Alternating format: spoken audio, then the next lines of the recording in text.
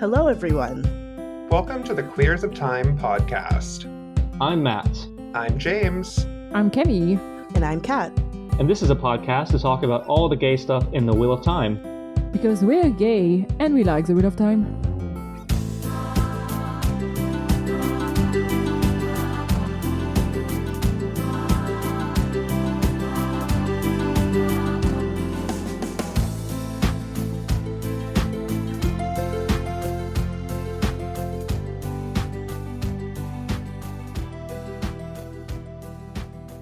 Hello and welcome once again to the Queers of Time.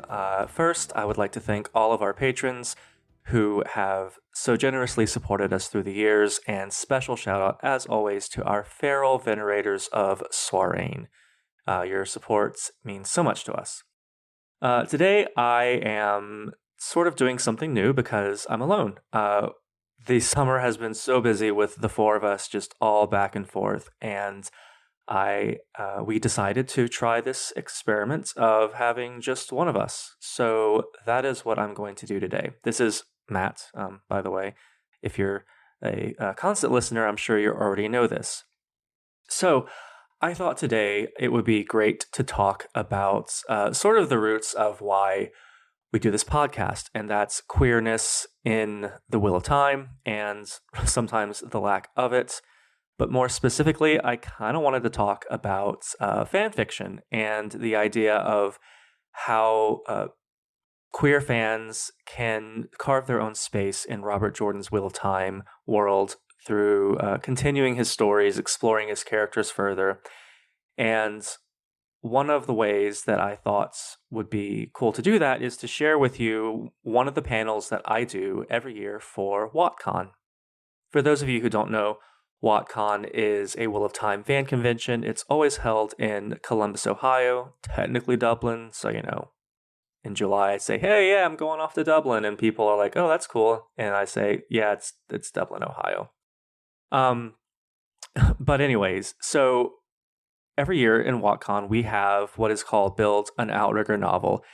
It's sort of what I would call fancy fanfic, in that it takes the canon from Robert Jordan's world and the one that Brandon Sanderson finished, and we try to build a sequel series. Because as some of you may or may not know, Robert Jordan did intend to write a sequel series called Outrigger, in which he was, I believe, going to explore more of the Sanchan and Matt's storyline with that.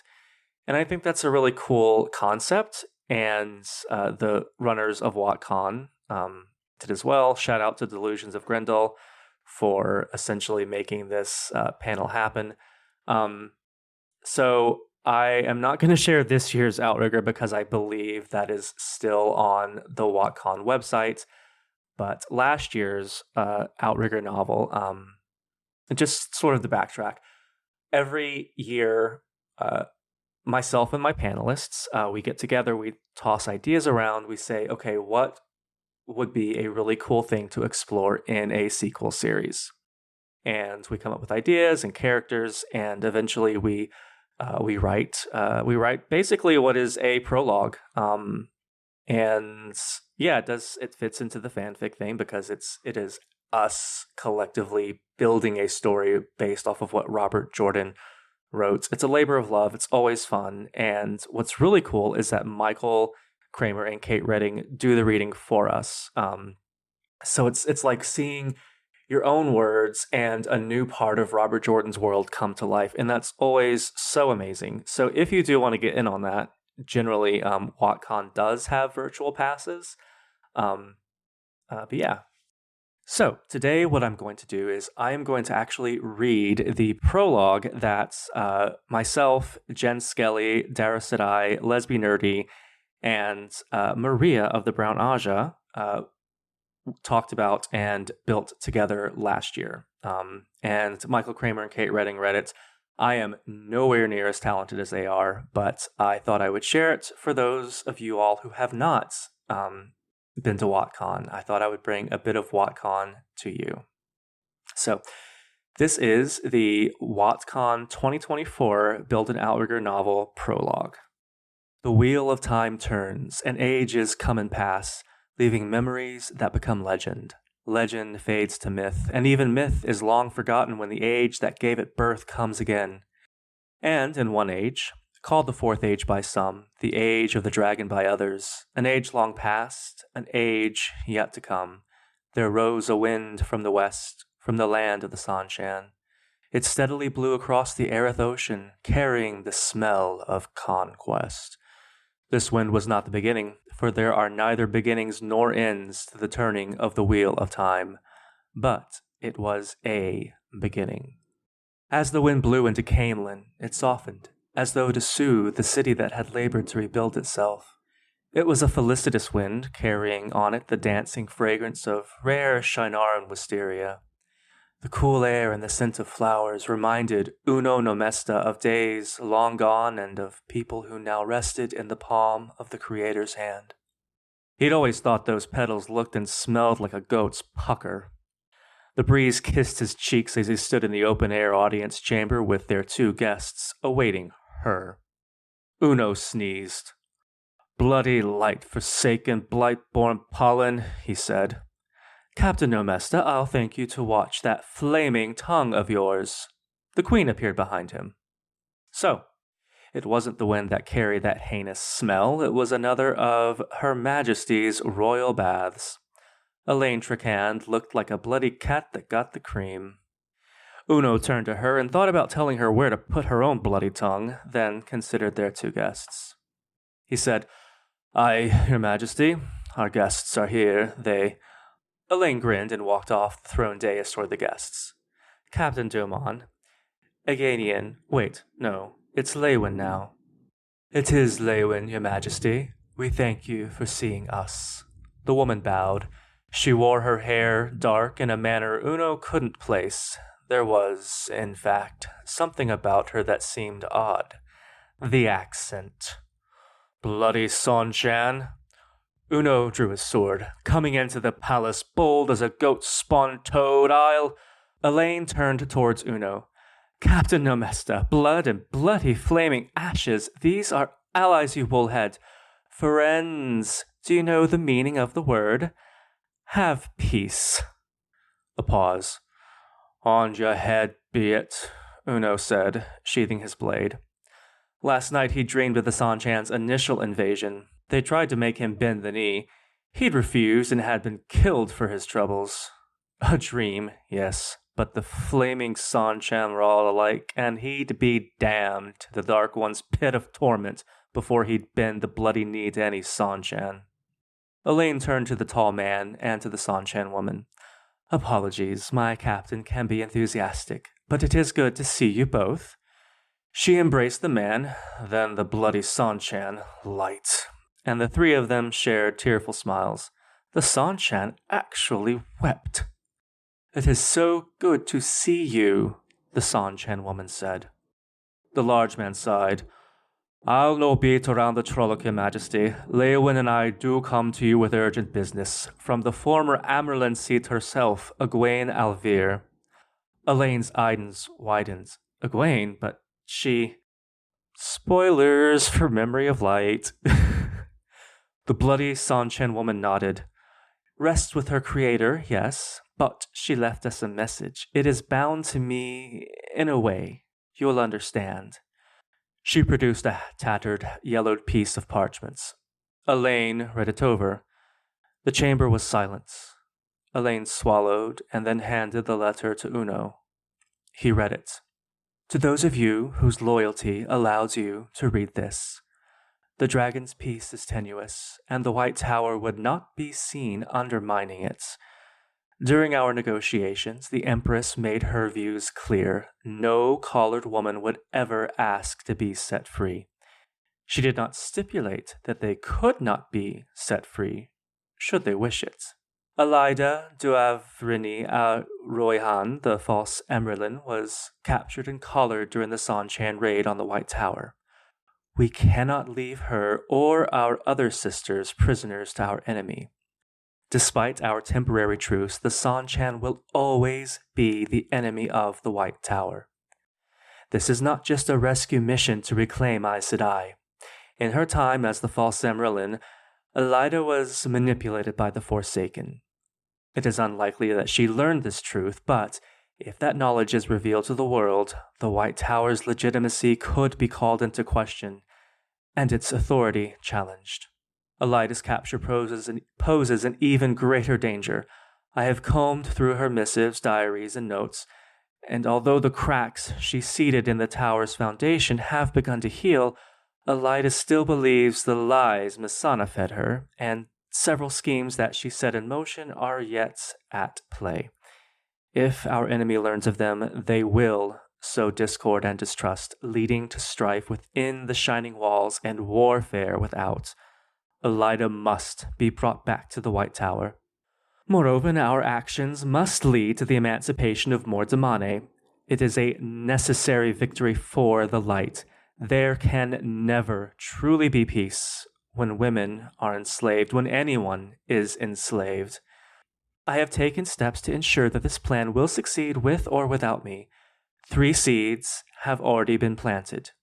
Sylviana Brehan, Keeper of the Chronicles, holds the first. The second has been entrusted to Her Majesty Queen Elaine Tricand of Andor. The third can be found on Tremelking. A weave has been laid upon this letter that will bind it to you who reads it first.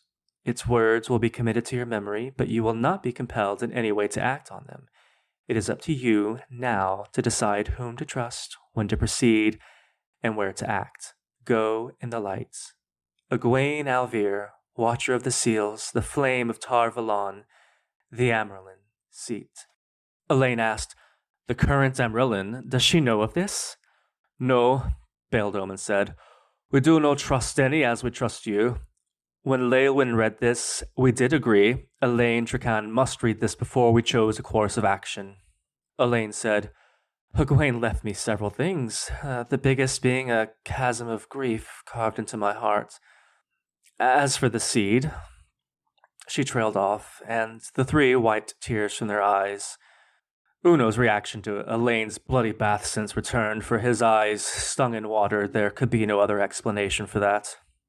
"We feel her absence every day," the bloody Sanchan said.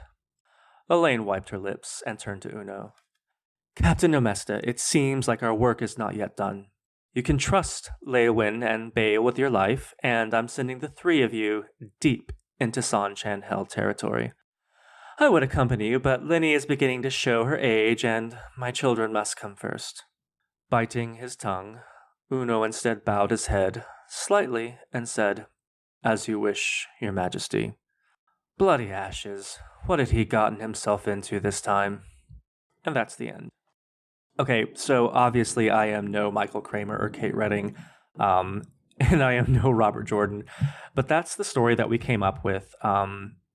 And last year, season 2 was all about Uno, so we decided to make the Build an Outrigger panel about Uno and from his perspective.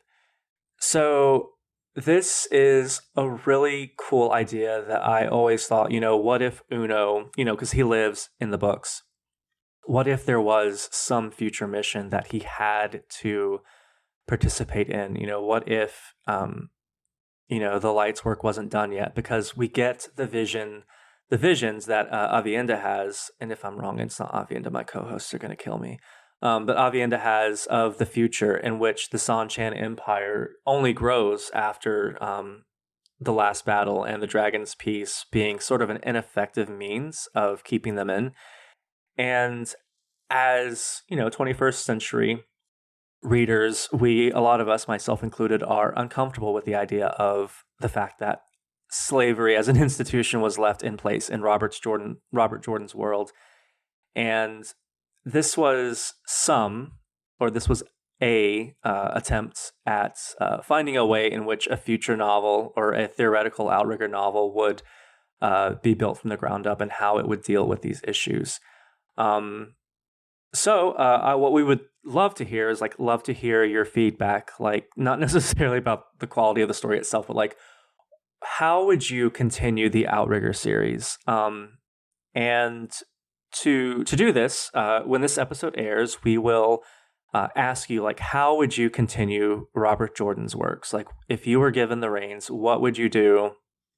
Given everything is canon, let's just say everything is canon, how would you continue the series? And the best way to do that is to participate on Discord, though, of course, we do have our other social media platforms like Blue Sky.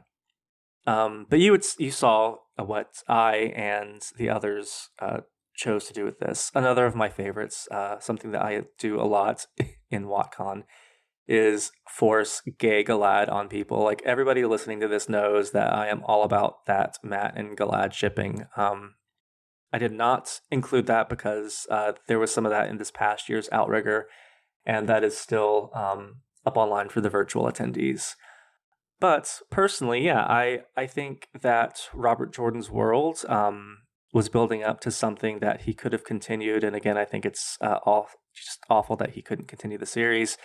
I would 100% put more gay in the series. I think that is something that all of us, especially listeners, would do, is put a little more gay in the world. And this is why I will always be a proponent of fan fiction. I don't really read fan fiction that much anymore. My time is just so jam-packed these days, but I have always and will always love fan fiction for giving us this sense of community, because when we put stories on AO3, or when Michael and Kate read Build an Outrigger prologues at WotCon, or when we do things like share Watt Idol, we are sharing in a community of love that is built on something that we're all so passionate about, and a community where we've met so many amazing people. Anyway, the Wheel of Time community is one of my favorite online communities, and I love the passion that everyone brings with Watt Idol, with WotCon, with JordanCon, with the cosplay, with the fan fiction. It's just not a totally unique world, but to me, it's just so unique in how much love we can squeeze from this series. It makes it sound like we're a bunch of anacondas squeezing the life out of these books, but we really are, like, kind of, when you think about it. We are squeezing these books, and we're taking joy in our own built worlds. So that's part of why I just love the Wheel of Time fandom, is because we're so passionate about our love for the series, and we're so dedicated, with Watt Idol, with the podcasts, with WotCon, with JordanCon, the cosplays. It is just so amazing to see the passion and the talent that is in this fandom. And yeah, that's pretty much all I have. I don't want to just ramble and rant on, but the purpose of this episode was to just sort of share a bit of love about what fandom means to me, what this specific fandom means to me, and why I think that fan fiction should always have a place in fandoms, and how in WotCon, I and several other passionate fans came together to create something that hopefully audiences enjoyed. But yeah, if you're listening to this is a very short episode.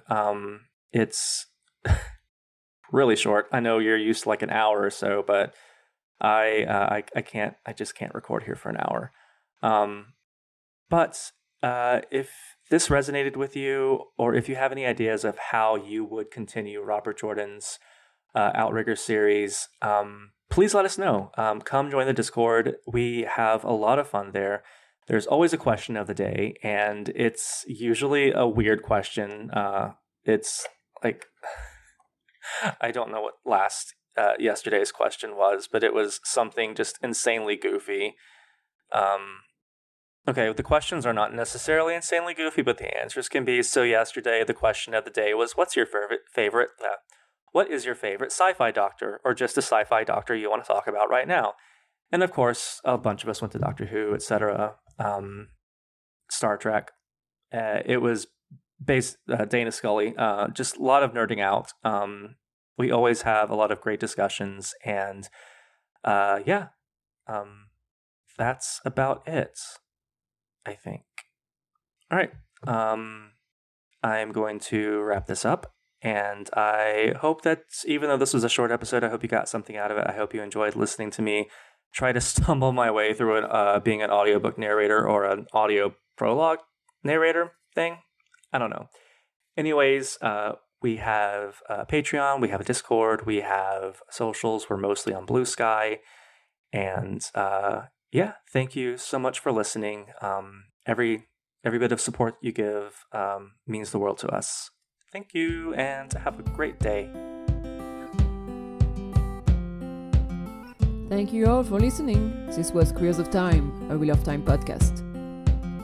The music is Dance of the Witches by Julius H.